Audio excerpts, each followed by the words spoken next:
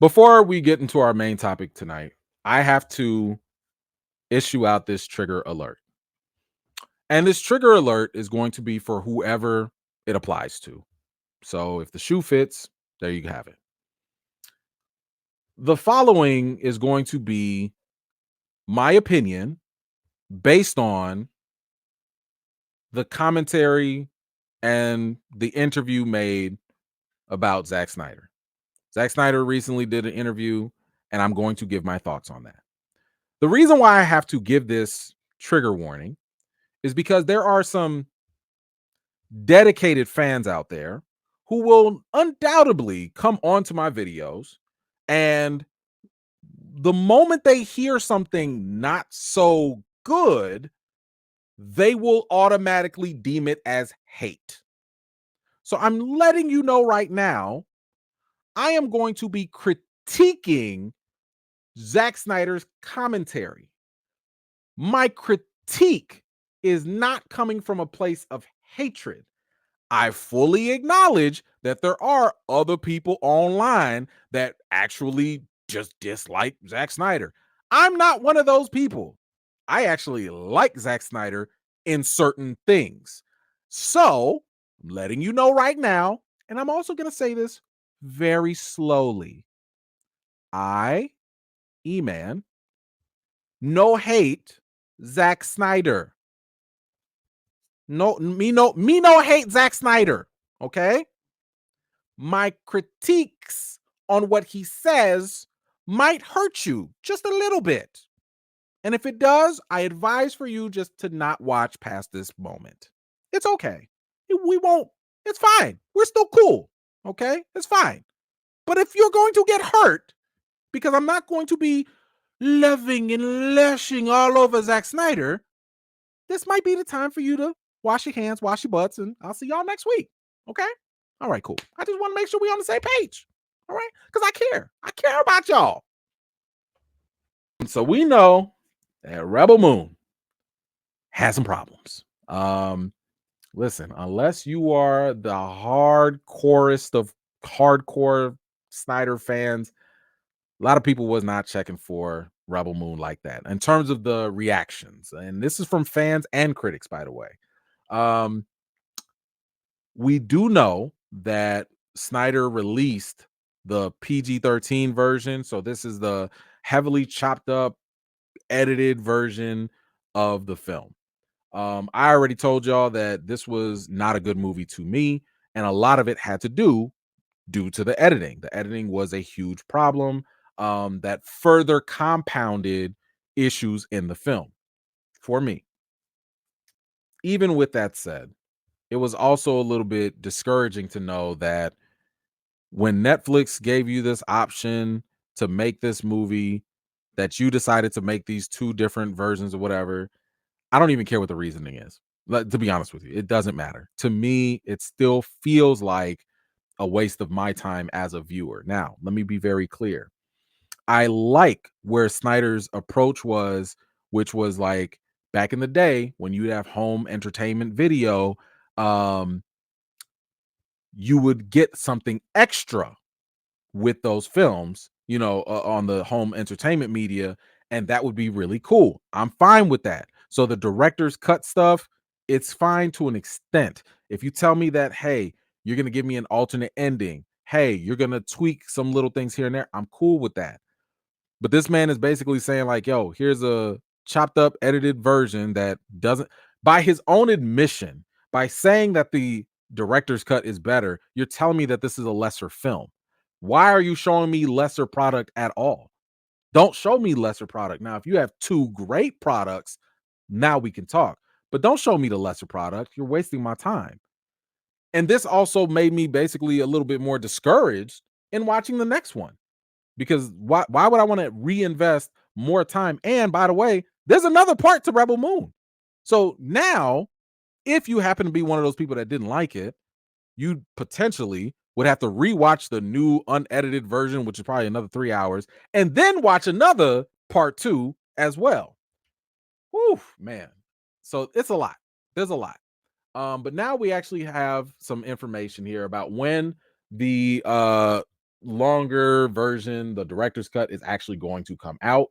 It says here Snyder confirmed the planned release window for the director's cuts of both Rebel Moon films, A Child of Fire and The Scargiver, saying that they will be available simultaneously this summer. He says, I think it's interesting because you'll get to see they reached like about an hour longer than the original, other than the PG-13 or whatever. So it would be nice to see the 6 hours together.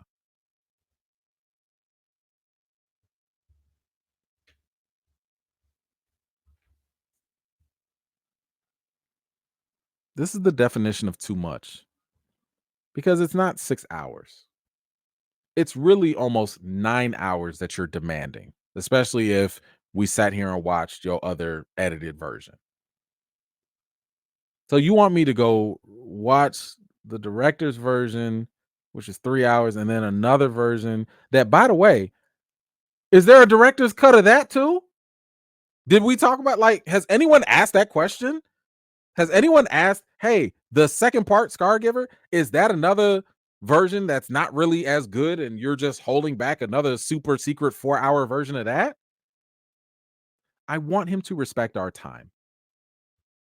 I get it. If you're a fan out there, trust me, I understand you like everything and anything that Zack Snyder gives. And again, I like Zack Snyder, but I need him to respect our time. I'm not saying you shouldn't have 3 hour movies. I'm not saying that. But I'm saying if you're going to work very hard on a project, just give us the best thing that you have. And then if you want to give us something equally as good, you can give us that as well. Don't be giving us lesser products just to hype us up and propel your other product. I feel like it feels insulting. I know he wants it to come off as a positive for fans, but it's hurting more than helping, in my opinion. And I would give an actual example of how this is hurtful. Not to me, not just to me, not just to me, but I think it also hurts the people that are involved. Okay. So, the main actress, Sofia Boutella, who I like her. She is so good. Listen, she might not be the strongest actress, but you know what? She can do physical action scenes so well. She has a background as a dancer. I personally like her in a lot of the films that she has been in. She was in Atomic Blonde, liked her in that. And personally, I thought she should have been cast as the ballerina for the John Wick spinoff, but whatever. But she had some issues with this film as well. Not per se, but the effects of it. So she goes on here and she says here, and this is about the reception, the bad reviews that it got. She said, I always thought that I was fully armed to take on those punches. And then I read the critics that came down on Rebel Moon and it really affected me. I'm just going to be honest about it. I feel like I'm carrying it for everybody that cared so much about this project. And that's what affected me. Not the way I look. If anything, I've been pretty lucky and people like my work in it. But the movie was criticized. Um, so listen, Zach, what are you doing? You're putting out a product that you admit is subpar and inferior to your other final version. And that's coming with the inherent risk that it could affect the people that work on your films with you. And it clearly did. You made a product that was poorly edited and it was just not well received by most people. And now your lead actress is dealing with the trauma of the negative reviews and backlash. Now, maybe the extended cut is better. Maybe it's going to get higher reviews.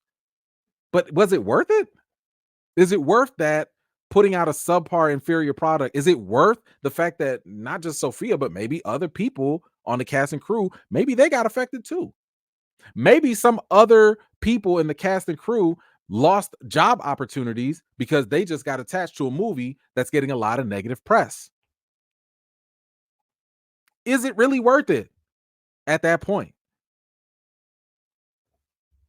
She goes on to say, it really affected me for all those who put so much heart, tears, and sweat in this project. It's hard to see something being demolished to that extent. I'm proud to have been part of it. And if there is no more Rebel Moon, it will be very important. It will be a very important part of my life that I will defend forever. Sophia, Sophia, Sophia. Please don't do that. Don't do that. Don't do that. This ain't the hill you want to die on. This don't you got a great career ahead of you. You are very talented. I see, your potential and all that. Don't make Rebel Moon your hill and die on this and defend it. Don't do that. Because for one, it's not your fault. It's not you didn't decide to put out the chopped up PG-13 version. You didn't do that. Now, we still have yet to see the other part and see if the other movies are good, but you should never go down with the ship on a bad movie. And here's the thing, and I get so annoyed by this. I'm so sick and tired of people talking about how hard movies are to make. We get it. We know it. All movies are hard. Everyone has challenges making movies. This is like saying, like, if you're a sports athlete, did you know practice is hard? Did you know working out is hard? Did you know training is hard? We all know that y'all bust y'all butts to make these things. We understand that there are so many thankless nights and days that go into this, but we're not here to judge the process of filmmaking. Now, as a critic, I'm here to judge the end product. As fans and audiences, you're here to consume the end product. In other words, and I know this sounds harsh, we don't care how hard these movies are to make. At the end of the day, the average person that is paying for a movie ticket is not worried about how many hours did the cast and crew take. You know how I know that? Because a lot of times people get up and walk right out during the end credits. Y'all don't read all them names. Why would you care? You got what you came for. You paid for the movie. And I'm not trying to be crass about this. I'm just saying this is a reality. This is not something that people that consume this product really care about. So I feel bad for her. I feel bad that, she's had to succumb to this and have to deal with this because it's messed up and it could be avoidable. All of this could have been avoidable. But we got to get into some math, some Barbie math, because Zack Snyder in his interview was talking about Rebel Moon, and he also made a comparison to Barbie. And I want to give him his little due, give him his little moment here. And what did he say here? He said, more people probably saw Rebel Moon than Barbie. Wow. Now keep in mind, Barbie is a huge film. Barbie made $1 billion. Okay, made $1 billion now. But let's see what Zach was talking about here. He says, say right now, Rebel Moon is almost at 90 million views. 80 or 90 million accounts turned it on, give or take. They assume 2 viewers per screening, right? That's the kind of math. So you think if that movie was in the theater as a distribution model, that's like 160,000 people. I'm sorry, 160 million people supposedly watching based off of that math, 160,000 million people at $10 a ticket. That'd be what is that math? I don't know. Multiply that by 10. That's like $1.6 billion. So more people probably saw Rebel Moon than saw Barbie in theaters, right? Now, Zach, you know good and well that ain't how it works. Zack Snyder trying to compare the views of Rebel Moon on Netflix to the $1 billion of tickets sold of Barbie is a perfect example of the math not mathing. No, sir, that does not work. Let's explain why. Because unfortunately, some of his passionate fans are jumping on this and acting as though this is like some sort of flex. It's not. I can tell you that right now. One, when it comes to Netflix and the views, what does that mean? I'm going to do it right now. I'm going to pull it up right now, live. We're just going to do it. Yep. Uh-huh. Okay. Rebel Moon. Right? I'm gonna pull up Rebel Moon right now.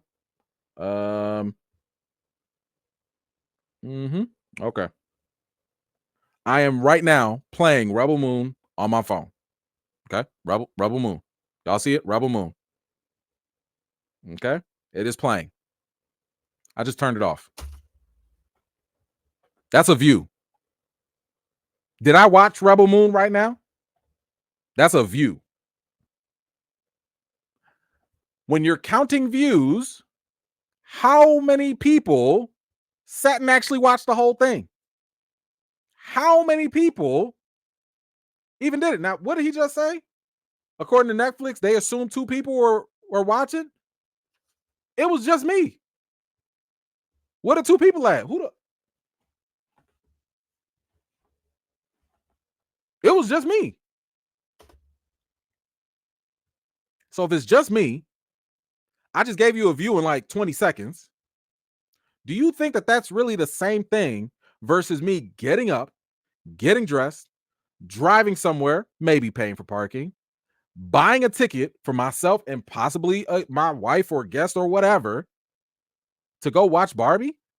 Because the average person, if not most people, when they go watch a movie, they watch the whole thing.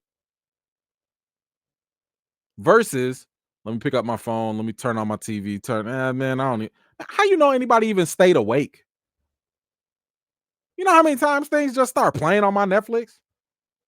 I fell asleep, rolled over, accidentally hit the remote, and then boom, something just plays.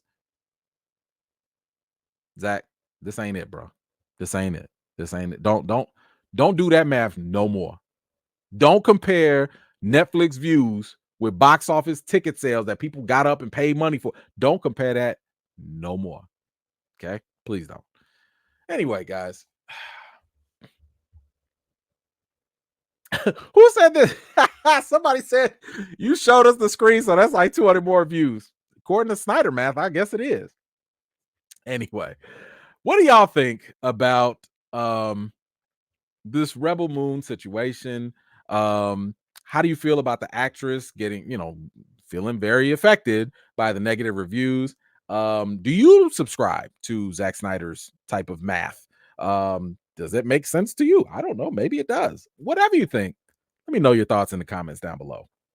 Thank you so much for watching. This was just a segment of one of my live chats, and if you're interested in joining in on the next one, be sure to subscribe and turn on your notifications for more. I've got more videos and reviews to do for you all, and until next time, I'll see you all later.